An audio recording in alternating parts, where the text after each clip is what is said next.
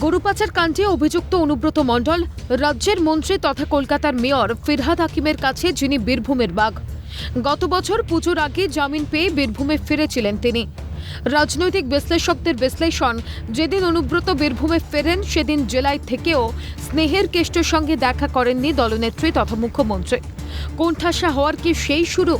যদিও নবান্ন থেকে চিঠি পাঠিয়ে তাকে সরকারি পদে পুনর্বহাল করা হচ্ছে, কিন্তু এই উদ্যোগ কি আলংকারিক? গত কয়েক মাসে সেভাবে সক্রিয় থাকতে দেখা যায়নি রাজ্য রাজনীতির কেষ্টমণ্ডলকে। কোর কমিটির বৈঠক, কালীঘাটের বৈঠক ছাড়া দাপুটে অনুব্রত কোথায় যেন উধাও, বলছেন রাজনৈতিক বিশ্লেষকরা। এদিকে উত্তরোত্তর লালমাটির জেলায় বাড়ছে অনুব্রত বিরোধী গোষ্ঠীর কাজল শেখের প্রভাব। কোর কমিটি থেকে জেলার রাজনীতির ক্ষমতার অলিন্দে বেড়েছে কাজল শেখের বারবারন্ত। সেই প্রভাব এবার দেখা গেল ক্রিকেট মাঠে। খেলা হবে ব্যানারে। রবিবার সিউড়ি ২ নম্বর ব্লকে আয়োজিত হয়েছিল ১৬ দলীয় ক্রিকেট টুর্নামেন্ট। উপস্থিত ছিলেন বীরভূমের জেলা সভাধিপতি কাজল শেখ, স্থানীয় সাংসদ শতাব্দী রায় এবং রাজ্যের মন্ত্রী চন্দ্রনাথ সিনহা। বিরোধী শিবিরে গুঞ্জন, এই আয়োজনের কোথাও দূরবীন দিয়েও দেখা যায়নি অনুব্রত মণ্ডলকে। কেষ্টহীন আয়োজনে ব্যাটে বলে চালিয়ে খেললেন কাজল শেখ, শতাব্দী রায় এবং চন্দ্রনাথ সিনহা। তাহলে কি ২২ গজে দাঁড়িয়ে অনুব্রতকে পরোক্ষে বলা বাপি থুরি কেষ্ট বাড়িচা প্রশ্ন তুলছেন রাজনৈতিক বিশ্লেষকরা।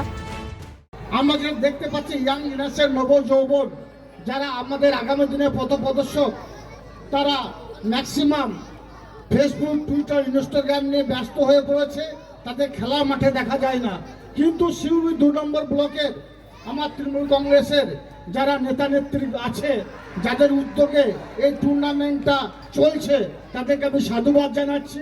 আমার এই এরিয়ার লোকাল আমার ভাইদের মাঠে অবতীর্ণ করার জন্য।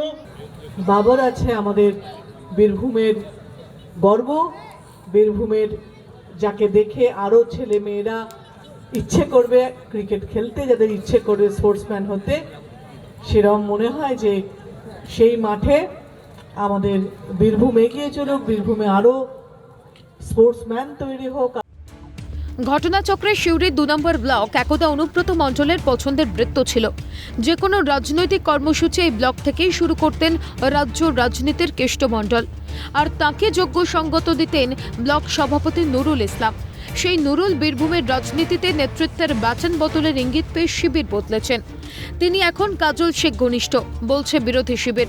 তার উদ্যোগেই এই ১৬ দলীয় নকআউট ক্রিকেট টুর্নামেন্টে সাড়া মিলেছে ভালোই। সিউড়ি ২ নম্বর ব্লকের ৬টি পঞ্চায়েতের ক্রিকেট প্রেমীরা অংশ নিয়েছিলেন এই টুর্নামেন্টে। ২৬-এর ভোটের আগে এহেন জনসংযোগ কর্মসূচিতে অনুপস্থিত অনুব্রত মণ্ডল। জেলার রাজনীতিতে দলে কি তিনি কোণঠাসা?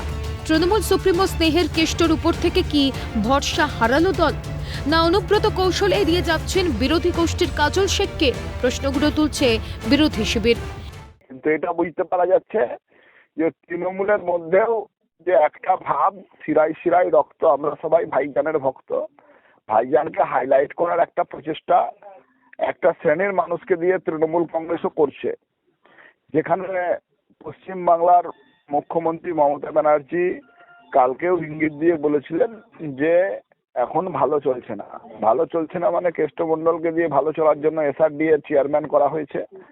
তারপরেও আজকে ভালো চলতে যাতে এইদিকে ভালো চলে তার ব্যবস্থা শতাব্দী দিদিমণি বল আর ব্যাট করে দেখাচ্ছেন। তৃণমূল কংগ্রেসের একটা বড় গোষ্ঠী তাকে আর মানছে না। তৃণমূল কংগ্রেসের বড় গোষ্ঠী কাকে মানছে আর না মানছে সেটা তো পরের ব্যাপার, কিন্তু বীরভূমের মানুষ আর তৃণমূলকেই মানতে চাইছে না। ভোলানাথ চক্রবর্তীর রিপোর্ট, কলকাতা নিউজ।